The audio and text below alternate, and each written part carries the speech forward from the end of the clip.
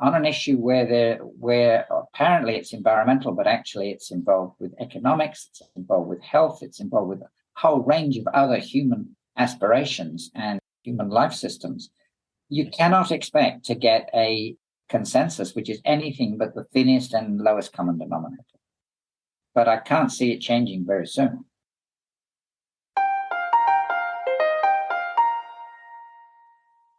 Welcome to the Case for Conservation podcast, where we explore and interrogate some of the conventional wisdom in the field of biodiversity, conservation, and sometimes the environment more broadly, for the sake of a more robust case for conservation.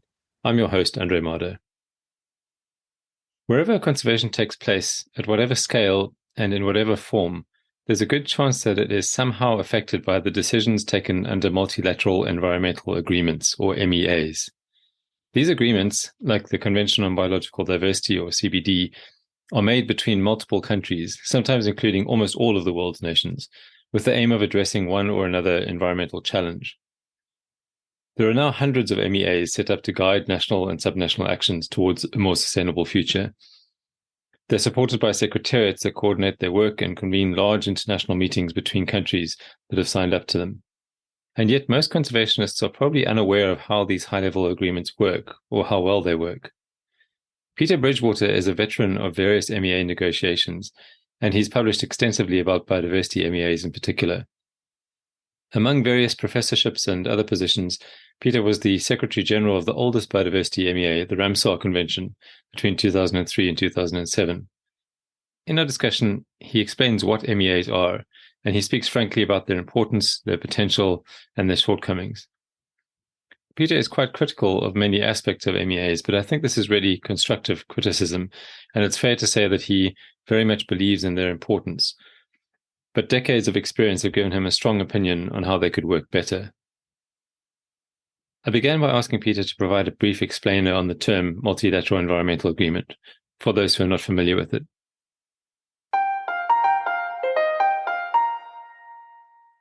The abbreviation MEA is for Multilateral Environment Agreements. And there are, depending on how you count and where you count, probably upwards of 600 globally.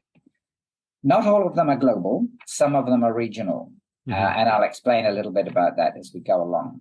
But by the way, I should say to your audience, Happy World Wetlands Day, because we're recording this on February the 2nd. And World Wetlands Day is celebrated as a result of the signing of probably what claims to be the oldest of the current set of biodiversity-related MEAs, which is the Ramsar Convention on Wetlands, which was signed in 1971. So MEAs are very much, they range from everything from chemicals, waste, pollution, these days increasingly more on plastics, but also things like trade in endangered species, ecologically specific areas like wetlands, migratory species, there's a separate MEA for that. The World Heritage Convention has to be included as a biodiversity one because half of the properties are so-called natural properties or cultural landscapes included now as well. So there's a very wide spectrum. And as I say, those that I mentioned are all global, but there are a whole range of regional ones. It's a very large, rich and ripe field. Does MEA necessarily imply that it's got anything to do with the United Nations? Because the ones that you and I have been involved in most recently are UN affiliated, but I guess that some of these regional ones are not. By and large, most of the MEAs are affiliated with the UN in one form or another. Globally, the Ramsar Convention is the one exception because it is actually administered and managed by the International Union for the Conservation of Nature, or IUCN. And there was a 10-year discussion, believe it or not, 10-year discussion on whether it should move from IUCN to become, with all the other biodiversity related conventions, part of the UN system. And the parties could not, in 10 years, reach an agreement on that. And in a sense, this shows some of the problems that the MEAs face. the time taken to reach agreement on any kind of decisions. And that's a result of most of the conventions not having procedures in place, except for rare exceptions, to deal with voting. Everything is done by consensus and agreement. And that has pluses, but it also has severe minuses. As for regional conventions, there are a number of regional conventions, for example, the regional seas conventions, which are all managed by UNEP, so they're also under the UN. But in Europe, for example, there's the Bern Convention and the Barcelona Convention, which are basically land and sea related conventions signed by various European countries. They're not under the control of the United Nations, no. The CBD is kind of regarded as the main biodiversity convention, right? And then the others that you mentioned, at least the international ones, tend to be a little bit more specific in their focus than the CBD. Is that kind of a good way of seeing the relationship between the CBD and the other biodiversity-related conventions? It is indeed, and it's a very good point. Its official title is essentially a framework convention dealing with biodiversity. And it was part of the suite of 3 conventions that came out of the meeting on environment and development in Rio in 1992, which was the Convention on Biological Diversity, the Framework Convention on Climate Change, where the word framework is specifically used, and one that always people forget, which is the United Nations Convention on Combating Desertification.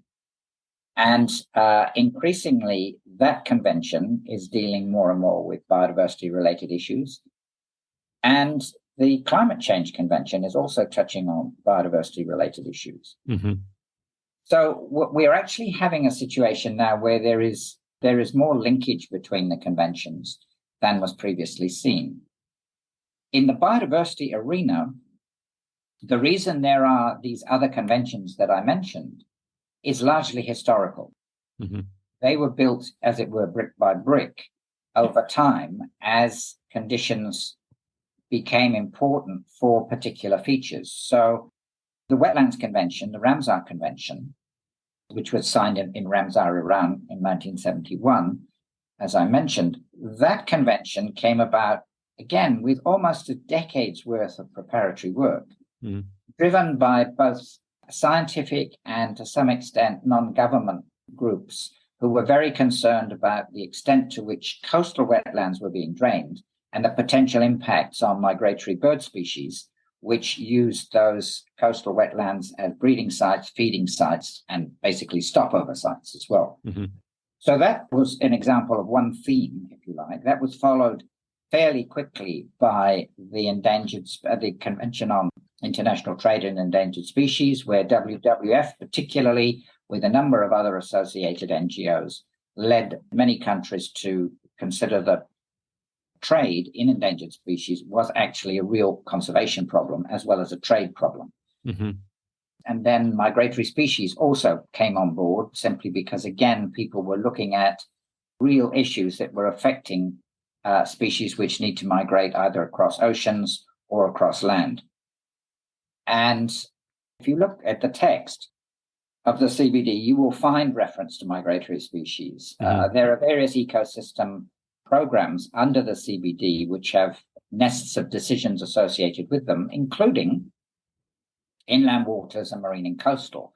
So the 2 areas that are covered primarily by the Ramsar Convention are in fact also covered by the CBD. And that's one useful one to touch on, because there was extensive discussion between the 2 conventions. And if you like, the CBD's program on inland waters and to some extent marine and coastal is also handled by Ramsar. So there's a kind of an agreement that CBD's work on those areas is kind of outsourced to Ramsar. But equally, you could see a future where the conventions which have arisen for various good reasons over historical time before 1992, or in the 20 years before 1992, might actually be absorbed within the CBD as protocols. Because that provision exists under the CBD. People see CBD and think it deals primarily with biodiversity in the sense that people think about forests and all these other things. It actually also has some very specific things. For example, it has a Cartagena protocol and it has the Nagoya protocol. The latter, the Nagoya Protocol, being very important as it deals with access and benefit sharing from biodiversity. Mm-hmm. So that the provision, the very specific provision for it to create protocols exists. And so it could, in theory, actually simply absorb the existing conventions. Yeah, and it would make sense to do that. But the problem is that you have all these different conventions with more or less, but not entirely, the same set of countries being parties to the conventions, right, but actually not particularly wanting to give up the rights to debate and discuss issues under those conventions. But if you think about it, given what I've said, that the system is essentially full of inefficient ways of dealing with things, particularly the length of time it takes to get something done, this is not an effective use of time or resources by the global community in terms of solving biodiversity-related issues. Mm-hmm. I want to kind of keep going down that road just very quickly. Before we do, I think it might be important to just, if you wouldn't mind, explain quickly what a protocol is in relation to a convention. So we've mentioned both words a few times. A convention is basically almost a synonym for multilateral agreement, as far as I understand, in this case, environmental agreement. And then a protocol somehow falls underneath a convention, right? Yes, well, conventions can't automatically produce protocols. It's just that under the CBD, and indeed under the Framework Convention for Climate Change, there are mechanisms within the convention text that allow protocols to be constructed. What a protocol is, it's dealing with a very specific issue under the general framework of the issues that the convention itself deals with. But because the issue is of a sufficiently serious, or there is sufficient global concern about it, it is created as a specific protocol under the convention. Mm-hmm. And it has a specific set of meetings associated with it. So many will be familiar with the term COP, that is Conference of the Parties. This is the governing body of all of the parties to the convention that meet with various frequencies determined by them to advance the work of those conventions. Mm-hmm. But then there are also MOPs, which is meeting of the parties of the protocols. So, for example, at the very last meeting, which is only a couple of months ago now, of the CBD in Montreal, that also had not only the CBD COP, but there were also MOPs associated with the Cartagena and the Nagoya protocols. So that's basically the way it works. I wanted to ask why there isn't a single comprehensive convention. You know, the CBD is a comprehensive convention which could have these others as protocols. And I think that you've answered that already to some extent, you know, because of the historic makeup and the desire to remain independent, you know, of some of these conventions. And I guess also that some of the people, maybe the ministries might even differ between these conventions, right? So within a particular government, you might, on rare occasions at least, have a ministry of environment that attends the CBD COPs, and then some other ministry, perhaps forestry or something like that, depending on the government's makeup, that attends another multilateral environmental agreement. But are there any other good reasons why there isn't a single comprehensive convention? And do you think that there should be? Yes, look, I absolutely think there should be. In fact, I wrote a paper in 2010 with some colleagues on just this subject, saying that, look, we've got all this duplication. If you did have a single convention, an umbrella convention, the CBD, which had a number of very active protocols dealing with the key issues of the day, which actually should have sunset clauses. We're very good at creating these conventions, and they go on and on and on. Let me give you one very specific example. The World Heritage Convention under UNESCO, when it was originally conceived, to find, if you like, or identify the golden list of places of human cultural heritage and world natural heritage that globally the community should focus on and really try and keep in perpetuity. The problem was that at the time they thought there may be around about 100 of such places on the planet. Mm-hmm. I don't know the current number, but it's probably in excess of 300 to 400 European cathedrals on the list. alone. And in the natural heritage space, there's now talk of representative world heritage. And for me, this is a nonsense, because you're either world heritage or you're not. You can't say this is a representative bit of world heritage. So representative meaning what exactly? That there should be a series of world heritage natural sites which are representative of different ecosystems or different features. I see. But they may not be there are some places that are clearly world heritage, but a lot of the world heritage natural places, as well as many of the cultural places, are simply not world heritage. They are not world heritage. They may be nationally important. They may have national significance, even regional significance, but global significance, not so much. And so this is an example of where you have that particular problem. Let me go back to the point that you raised, however, of different ministries being involved. It doesn't even have to be different ministries. It can be individuals, right? Exactly, because it's individuals that go to these things. So in individual environment ministries, you will very often have someone who will go to the CBD, or a team that will go to the CBD. You will have a different person or persons going to Ramsar, somebody else going to CITES, somebody else going to CMS. And they may even be quite close together, adjacent offices down the corridor, but the interchange is often not there, and it's not strong. And even sometimes to the extent of countries apparently delivering different messages in different settings. And that, again, is just a product of the duplication that really we don't need. Right. There's also areas where some countries, through their foreign affairs ministries, want to have a really strong control over what is said or not said by delegates to particular conventions. And in the early days of the CBD, the discussion was, there were some very strong pushbacks on some issues from one or two countries, but basically the discussion was quite focused on the technical issues around the conservation, sustainable use, and sharing the benefits of biodiversity, I would say in the first decade. Since that time, in the following 2 decades, not only has the CBD missed targets, but that discussion has moved from a more technically based and focused discussion on what needs to be done to some things that are a lot less, how can I put it? They're a lot less targeted in what the discussions are dealing with.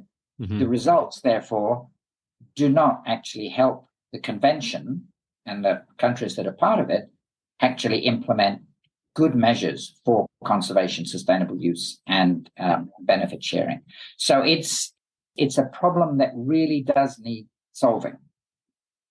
Let's look at a contrast, however, because we're talking about biodiversity, of course, but in the environment sphere, there's another set of conventions that deal with chemicals, plastics, and kinds of other kind of nasty things, if you like. And for a long time in UNEP, there was a strong desire to have more coordination across all the MEAs in the environmental space. The chemicals cluster, as it was called, and there are a number of conventions in it, Rotterdam, Stockholm, and the Basel Convention. And they have agreed, the countries have agreed to meet in a coordinated way to handle the particular issues. The secretariats have begun acting in a coordinated, so there's really there's one secretariat. So the duplication that I've alluded to and discussed with relation to biodiversity is now not really evident in the chemicals cluster, if I can put it like that. And so the results and the efforts that are going on under the chemicals cluster, I think, are more obvious and of greater benefit than we're actually having under biodiversity. And we're going back again nearly 20 years when the idea of these clusters was first coming about. There was a lot of talk at the time about a biodiversity cluster, but immense resistance, both from the parties to these other conventions, but also the secretariats, who were not very happy at the idea of being shunted into perhaps a larger group where they would lose their identity. I guess that along with that kind of clustering would come a streamlining as well, right? Because you'd probably need fewer staff. So you can see a bit of a disincentive. Yeah. I am always amazed at the ever-expanding nature of the secretariats of all conventions. Because, yes, the work programs do change, and sometimes there's more to do and sometimes less to do. But it's unclear to me why you need to have continually more and more people doing more and more things. And yes, if there are more countries, maybe you need more. But the world has actually lost the understanding of what a secretariat is supposed to do. The clue is in the term. It's a secretariat. It is there to organize the meetings, the COPs, the MOPs, whatever, for the parties, and to help in any kind of implementation that the parties conclude they need to do. The issue, however, is that implementation is at national level. It's not at international level.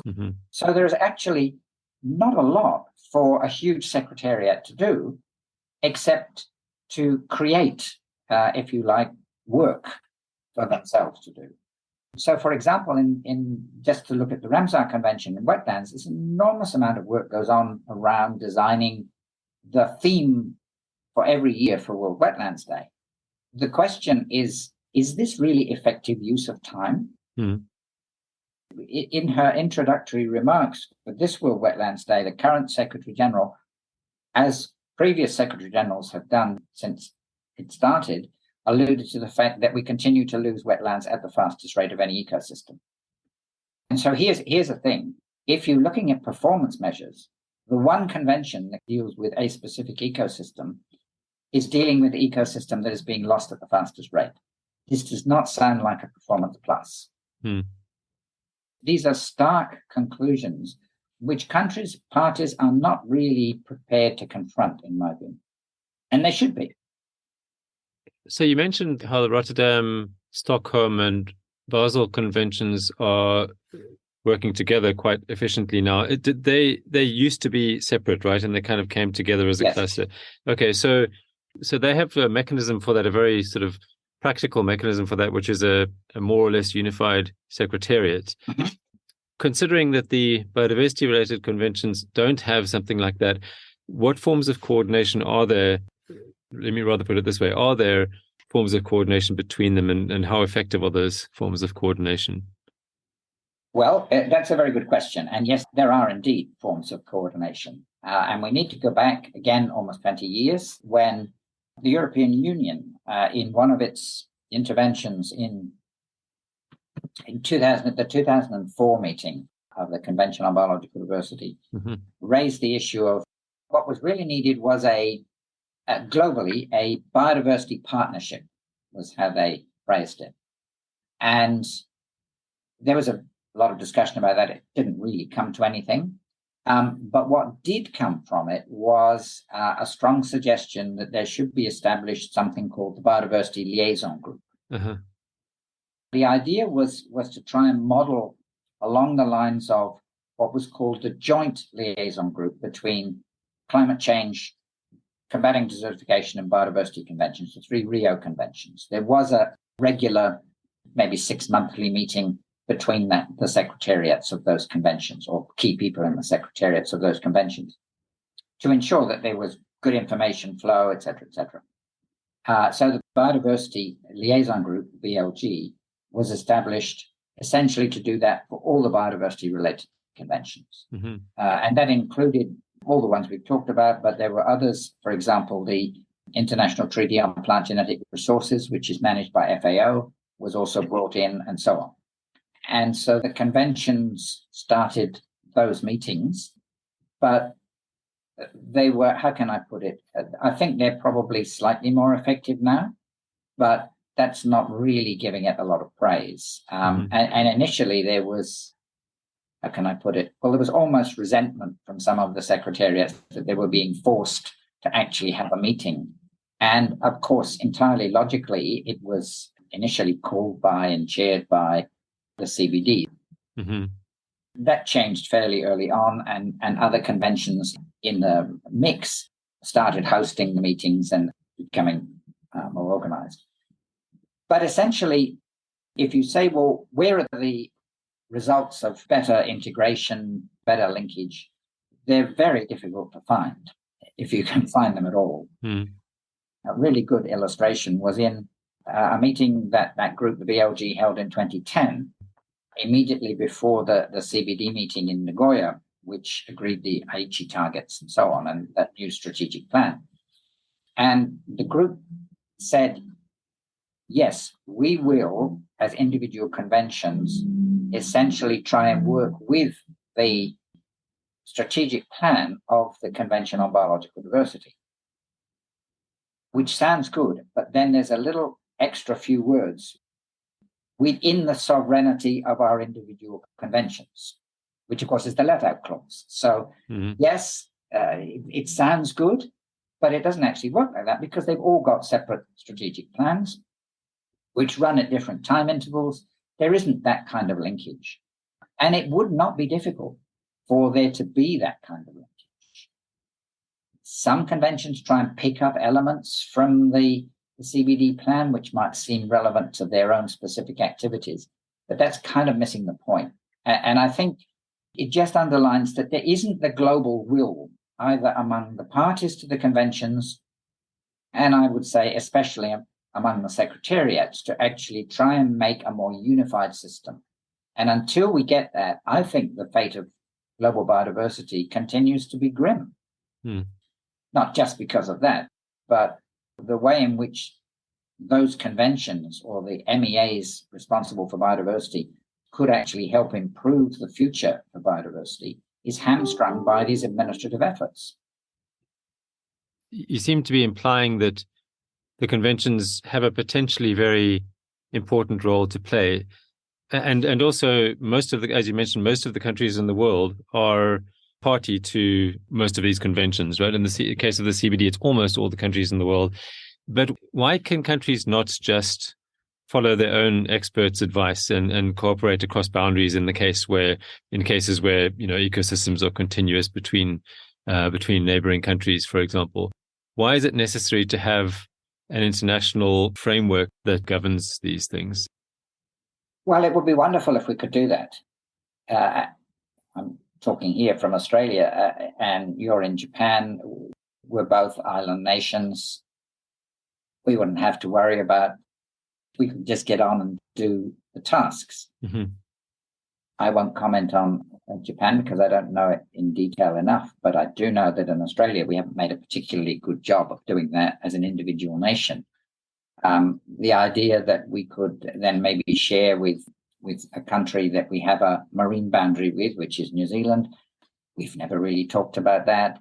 And theoretically, yes, but the problem is you're dealing with people. People do not really like to leave safe space and so on. And it's a human thing. And that's why, in a sense, under the auspices of the UN, you've had a wide range of multilateral agreements, whether they're environment or economics or other things, spring up in the history of the UN, simply because globally as a people, as a species even, I guess, we need better organization. We can organize it ourselves, if you like. But what seems to have happened, particularly in the biodiversity space, is that it's not really united us, it's more divided us in the end. And that's really not particularly helpful. But the one convention, which I haven't mentioned, which most people would not regard as a biodiversity convention, is the International Convention on the Regulation of Whaling, which is actually, it is the earliest. It goes back to 1946. And the reason I mention it is because it's dealing with a very specific topic, and it also deals with voting. Every resolution is voted on, so it's very clear who's in favor, who's not in favor, and the motion passes if there's a majority. And by and large, even countries that vote against then abide by the resolution. Countries can always take a reservation if they wish. You wouldn't expect that to be held up as a paragon of virtue, but I think part of the problem with going for the consensus model, which we now have, is that we end up with essentially the lowest common denominator instead of a very clear expression of 50%, 51%, 2/3 of the member states. And I think if if, for example, you had a very clear vote on the global biodiversity framework, the outcomes would have been quite different from the kind of melange that we ended up with. That, I think, is a big failing. This striving for consensus, which is never there. I mean, we're an incredibly mixed society globally. You cannot expect to reach easy consensus on almost any issue. And on an issue where apparently it's environmental, but actually it's involved with economics, it's involved with health, it's involved with a whole range of other human aspirations and human life systems, you cannot expect to get a consensus which is anything but the thinnest and lowest common denominator. But I can't see it changing very soon. So it's consensus, but it's also compromise, really vast compromise. Yes, because to get consensus, if one country hangs out and says, no, I can't agree, it's not consensus. And that is the big problem. This is why we now have this new, and it is relatively new in terms of the number of decades we're talking about, phenomenon of these meetings going on till the middle of the night or even early into the next morning, simply because the last one standing kind of wins, if you like. So this is not a way to conduct negotiations, which essentially is dealing with the future of humanity. You know, that sounds like a very grand statement, but when you think about it, if we don't sort out climate change, if we don't sort out how we're managing our biodiversity, we really are making a huge mess for humanity into the future. And we can't really allow that to, or we shouldn't be allowing that to happen. We should be trying to understand where is the maximum support. And if the other countries don't want to join, then they can go their own way. But if we've got 2/3 of the world saying, yes, we want to do this, then we've made more progress than we're currently making. And when you say do this, you mean a particular issue, sort of perhaps an individual decision, for example? Exactly, yeah. Is there a good enough connection between science and policy in the context of multilateral environmental agreements? Because they are, of course, quite science-based with IPBES and SBSTA and bodies like those sort of informing them. But then, you know, the discussions themselves are pretty policy-oriented. And I was actually struck at the last COP that I was at by how few people I know in the general field of conservation were there, or even, well, perhaps they knew that it was going on, but it was really just in their peripheral vision, you know, this COP. But everyone who is there kind of thinks of it as being the center of the universe at that stage. Well, the science policy interface is something that's becoming increasingly important in MEA discussions. We have seen the establishment of IPBES, that's the Intergovernmental Platform on Biodiversity and Ecosystem Services, in 2012. So that's now just over a decade old. And that's done a number of key assessments which feed into the CBD process, but also feed into other conventions like Ramsar and CITES. CMS have tended to pick up bits and pieces from IPBES. CMS right now is trying to get a fast-track assessment on connectivity through IPBES, but that has to be approved by plenary, and I'm not sure how the timing of that is going to work. But the way science informs policy in the MEAs is, again, a bit different. I think if you look at the chemicals cluster as opposed to the biodiversity cluster, the chemicals cluster seems to have got this actually in better shape, in my view, because if you go back to the genesis of the CBD, SBSTA was supposed to be the subsidiary body that dealt with science, technical, and technological advice by the convention. But in fact, right from the very first of the SBSTA meetings, the discussions were in fact mostly political and not particularly scientific. And so really SBSTA has, certainly in the early years, and I believe it still continues to have the function of, some people call it a mini COP, some people call it a pre-COP, but actually a venue for discussing some of the policy outcomes, perhaps a bit more informed by some of the science, and some of the discussions might be a bit more scientific. But you actually find increasingly that the people who are going to SBSTA are not different people from the people who are going to COP. And that shouldn't be the case if SBSTA is actually a subsidiary body on science. That should be where the scientists make the discussion, the technological wizards, etc. And the main COP should be where that science and technical advice is actually then molded into policy. Mm-hmm. And of course, implementation, but we know that implementation has got to be done by the member states or state parties in their own territories. Biodiversity implementation, it's a global issue, but the implementation has to be not even national, at quite local pointed sites. Mm-hmm. IPBES may over time actually improve its ability to impact on the conventions, but thus far I would say it's not having the effect that it ought to have.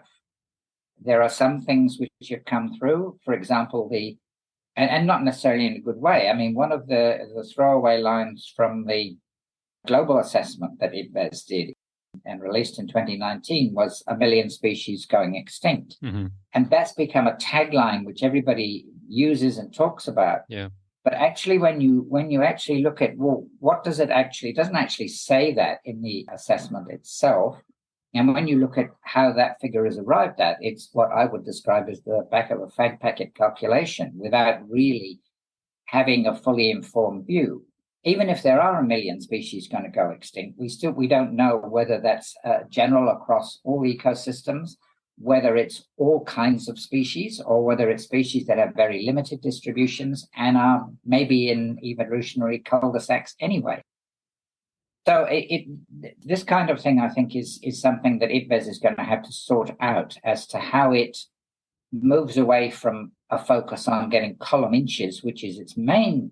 You actually look at what IPBES success rate is, it's based on column inches rather than influencing what is happening in terms of impact of reducing the rate of biodiversity loss or biodiversity change.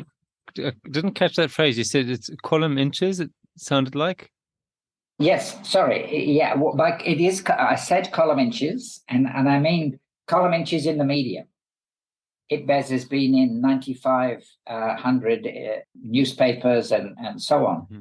Fine, but that's the impact that IPBES should be having is reducing the rate of biodiversity, of negative biodiversity change, not how many times IPBES is mentioned in a newspaper, however warm and fuzzy that feeling may be.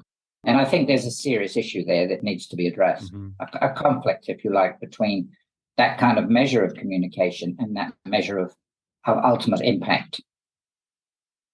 There are kind of maybe two separate threads there. The one is the way that bodies like Substa, which is a CBD subsidiary body, and IPBES, which is a new independent platform, the way that they inform the CBD. And then the other is, what you sort of ended off on there was the way that science that's generated by, especially IPBES, I think less so Substa, because Substa is sort of much more targeted at the COPs, but the way in which IPBES science is being interpreted in especially the media. And I've also noticed even in some of the secondary scientific publications. But let me just the first one, which is kind of this link between scientific bodies like that and the political processes at the CBD. My observation at the last COP was that IPBES is kind of going from strength to strength in terms of its influence on the CBD processes. And one thing that really stood out, and I actually wanted to ask you about in particular, was the way that some of the language from the IPBES assessments has made its way into CBD documentation. And the one that really stood out was the way that the term Mother Earth had replaced nature in much of the global biodiversity framework. And I was sitting in on negotiations where a country suggested this term and it was pretty much knocked down by almost everyone else. And then the next time I looked, it had made its way into the text. So there must have been some pretty skillful or high endurance negotiation going on to make that happen. And my worry about that is that I think that it's obviously closely aligned with the inclusion of indigenous peoples and local communities, which is good. But I worry that that sort of language may alienate biodiversity MEAs from kind of the global community, the private sector, maybe other government sectors and that kind of thing. IPBES has made a special focus quite properly on indigenous and local knowledge as part of the suite of knowledges, including what we would traditionally regard as science, in its publications and its presentations.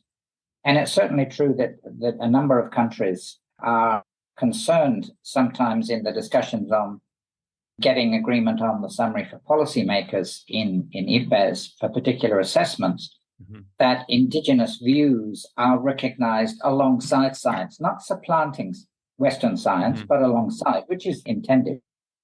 Some of the terms, I think, do not work that well in English, and Mother Earth is one of them.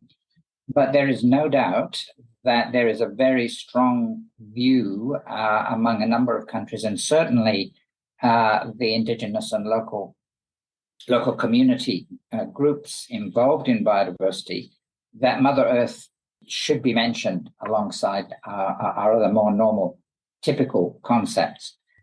Personally, I don't see anything wrong with that. I think we have to have a better way of understanding how that works. But I'm not sure that that's actually IPBES, because the processes of insertion of those terms have gone on in IPBES in the same way that they're going on in CBD. And I think you will see in other conventions in future, because now that that bridge is there, it will continue to be crossed. So it's not that IPBES came up with the term or is pushing it. It also was pushed into, or parties in IPBES were pushed into recognizing that really they should be accepting that. And that's what's happened. So, yeah. Just one more word on the science, by the way, because we spoke about CBD and the substance and so on, but all the MEAs, biodiversity-related MEAs, do have scientific bodies of different kinds. And all the other MEAs, the bodies are usually smaller in size and more targeted. So, for example, Ramsar has a scientific and technical review panel, which is actually quite small in number, but focuses on some key issues that need to be solved, and is a genuinely scientific support mechanism, which then feeds into the policy discussions where countries can take the information or leave it. CMS similarly has a very good scientific council, which works in the same way. And perhaps the best one is CITES, where you have the Animals Committee and the Plants Committee, which are highly scientifically based bodies that look in great detail, with all the information that's actually available, on changes in decisions and whether species should be moved from one level to another, up or down or whatever. So it's not that CBD's cornered the market. In fact, CBD substa, in my view, would be, you could say, is actually the worst performing of these, because it's not targeted and it doesn't actually deliver the policy support that is delivered by these other scientific bodies in these other related areas. And those scientific bodies that you mentioned for the different conventions, those are composed of representatives of all the countries that are party to the convention. Is that the case for all of them? No, it's not the case for any of them. So let me just clarify. In fact, it's a very small, tightly knit representative group. Except for the CBD, right? CBD, it's one in, all in, basically. But for the other conventions, there are different mechanisms in each convention as to how nominations are put forward and chosen. But they all adhere to the usual things of geographic balance and gender balance and speciality balance. So that's the aim. But the other aim is actually to try and keep it big enough to be inclusive and informative, but small enough to be able to be easily managed and actually come up with concrete suggestions and concrete ideas. So I think those other conventions have actually got that well structured and well thought through. CBD has never managed to do that, even though the original aim was exactly that. It was supposed to be the scientific supporting body. And if it had been established in the proper way, you wouldn't actually need IPBES, because substa would be doing all of those things, including producing assessments. Peter, what do you think is the role of observers in the formulation of important decisions at MEAs?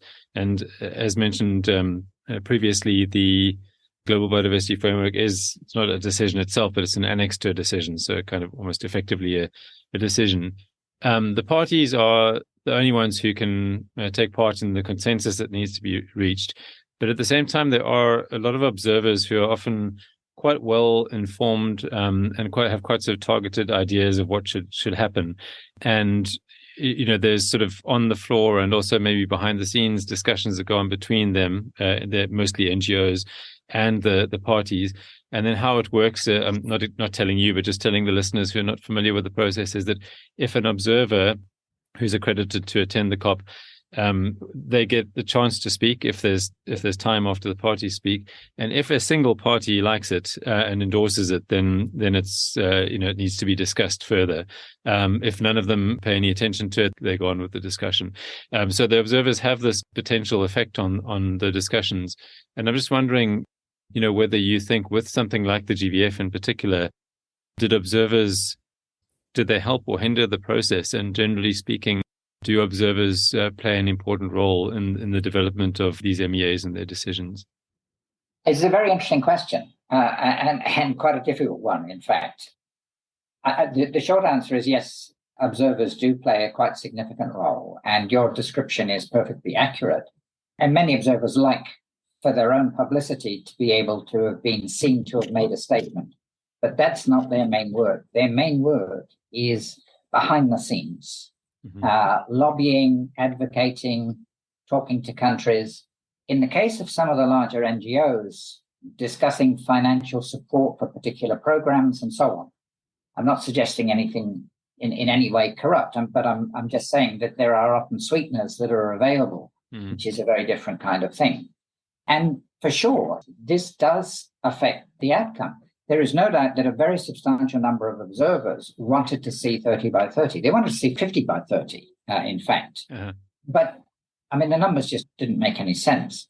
So the reason 30 by 30 is in there is in part not because necessarily the countries were so particularly wedded to it, although some, including Australia, UK, US, sorry, not the US. US is, but it's not in the CBD, so it's a bit complicated. We're very much in favor of 30 by 30 and the role of many observer organizations in ensuring that parties which hadn't really made up their mind or weren't sure about this were on the line was actually quite important. But even so, at the end, part of the issue of if I can put it this way, African dissatisfaction, not just African, but primarily African dissatisfaction with the end result, suggests that they weren't fully successful in this. And frankly, if the global north is all in favor of this, but the global south is saying, well, we'd like to, but we can't afford to. So where are the resources coming from? Can you help with improving the global environment facilities allocation and so on? So there's a whole range of things there. But your point is absolutely accurate, that the role of observers from the start of Ramsar CITES World Heritage Commission, the role of observers has grown and grown and grown. And observer influence takes two forms. One, lobbying at government level before the start and before the process. And then at the meeting itself, either individual observers or sometimes coordinated units of like-minded observers will target a whole range of countries to try and move the needle, as it were. And so, yes, of course, if somebody says something fantastic, and just to take from the air, Costa Rica says, yes, Mr. Chairman, this suggestion is absolutely fantastic, that then gets put definitely into the discussion. But a lot of the time, it's actually under the radar. And Costa Rica itself will then put up, I don't mean Costa Rica, but as the example, Costa Rica itself will put up the flag and say, here's an idea, Mr. Chairman, and can we talk about this a bit more? I thought it would be good to, with the bit of time that we have remaining, to move on a little bit to the Global Biodiversity Framework itself. And I think this is probably something that will come up again and again on the podcast now that it's been approved 2 months ago now. But I guess my sort of general question is whether international framework strategies, if you could call it that, like the Global Biodiversity Framework, how useful is such a strategy? And you have spoken before about the issue of consensus and how that kind of ends up with the lowest common denominator, right? So I think that point's been made fairly clearly. But we now have this document, which, in my opinion, has a kind of a mixture of language, some of which is under ambitious and some of which is maybe over ambitious, depending on the target. It's much longer than its predecessor, the strategic plan for biodiversity, or the targets are much longer and more detailed. And there are also slightly more of them. And they're also separated from the goals, which is an interesting feature. But just generally speaking, do you think that this global biodiversity framework has the potential to do some good? I guess that would be one way of putting it.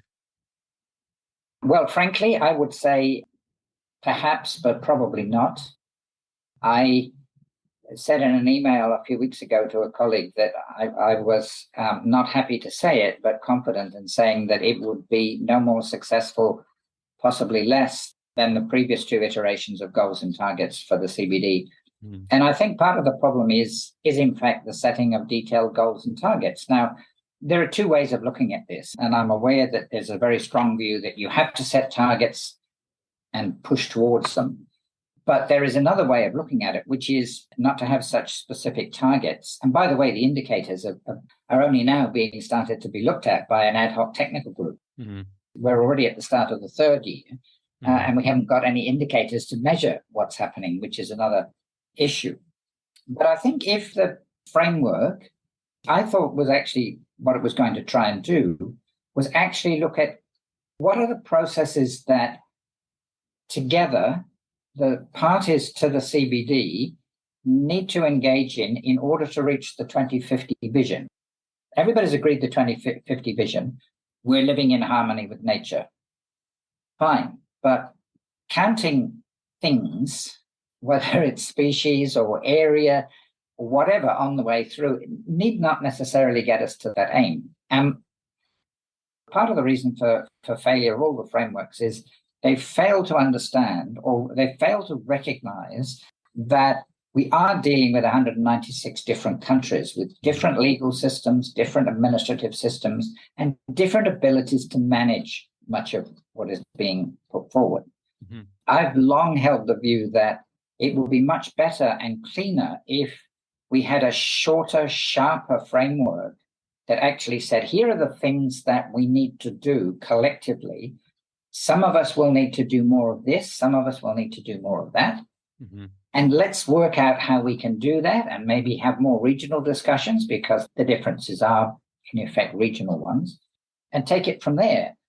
I think that would allow us to reach by 2050 that particular aim. I don't think the GBF in its current form, and by the time it gets a whole suite of indicators added onto it, will actually help in that process at all. Because countries that are sophisticated and have big departments with lots of people working on this stuff can manage that kind of system. But countries with very few people involved in departments that have to kind of deliver on this will just drown. And so these are the very countries in most cases that we actually need to provide more support to, rather than throwing a whole mass of indicators and targets at them and saying, this is what you have to achieve by 2030. So I think it's a big mistake not to recognize the failure of the previous two. And instead, what we've done is simply build on the failures and created an even bigger mess, in my view. I would love to be proved wrong. You know, if you had me back in 7 years and say, well, Peter, you said this, but look, this is what's happened and it's fantastic, I would be only too delighted. Mm-hmm, mm-hmm. But I just don't get the sense that we're at that point, frankly.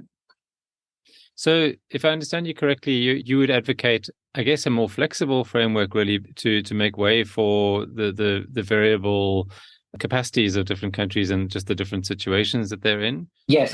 But beyond that, what would you be suggesting? So here's a potential way to do it.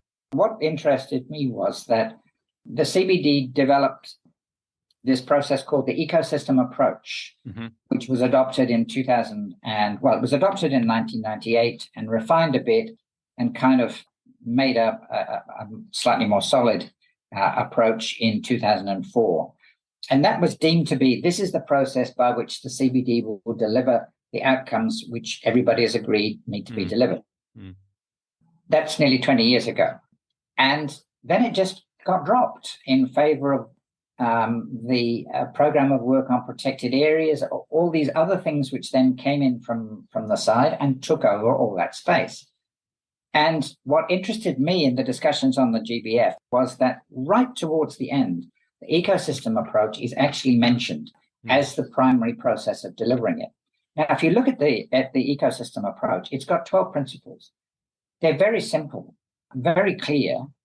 And what you could easily do is say, here are 12 principles in the framework.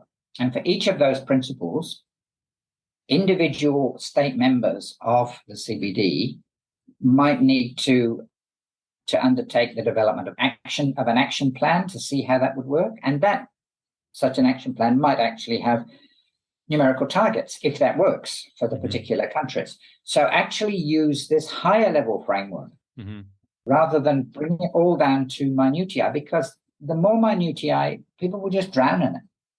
As you said, there are already now more targets than there were before. The logic behind adding more targets when fewer have already failed, I do not understand. So I think the GBF, it still could work, but it needs to elevate itself, if you like, elevate the size. And already people are talking not so much about the GBF, but about 30 by 30, for example, as the kind of headline thing. Well, yeah, but that's only one thing.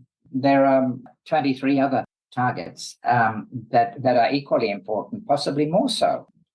I think the CBD has not learnt the lessons of the past. And the fact that it's taken 3 and a bit years to actually produce the GBF is in itself, I mean, I know we've had COVID and so on, but in itself, it's a bit damning as a prospect that it could not have been developed more quickly and more simply.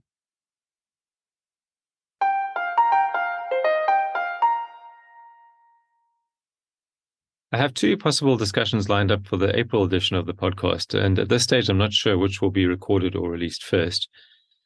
But one is about echo chambers in the conservation and environment fields and their potentially harmful effects. The other is about biodiversity-related financial risk to corporations and their directors. These are 2 quite different topics and quite different types of discussion, but I'm looking forward very much to both of them. Please join us.